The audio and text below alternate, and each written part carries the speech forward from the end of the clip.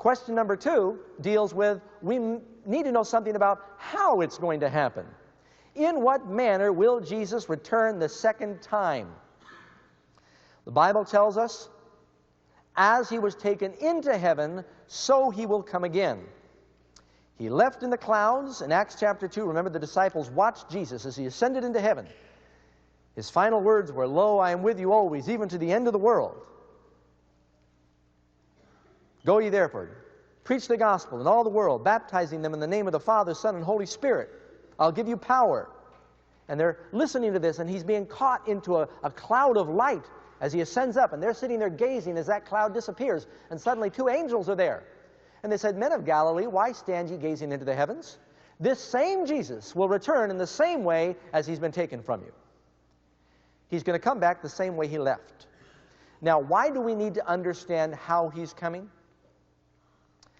You know, just a few hundred Spanish soldiers were able to conquer a whole empire of Inca Indians because the leader, Hernando Cortez, was able to impersonate their God.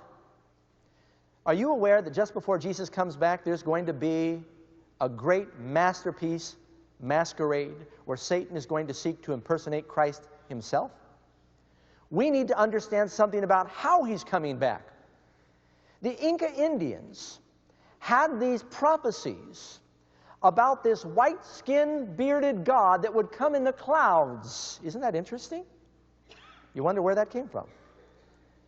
They had these prophecies about this white-skinned, bearded God that would come in the clouds, and their prophecies were a little vague and ambiguous, and they didn't understand it all. And when Cortez came, and he had light skin and a beard, and they saw the ships with the sails coming over the ocean, they said, "Oh, that's like clouds, that's him." He was able to march right into the city, capture their king, and take them all slave, and plunder them, and pillage them. That's what the devil's going to do. By impersonating Christ, he's going to enslave people.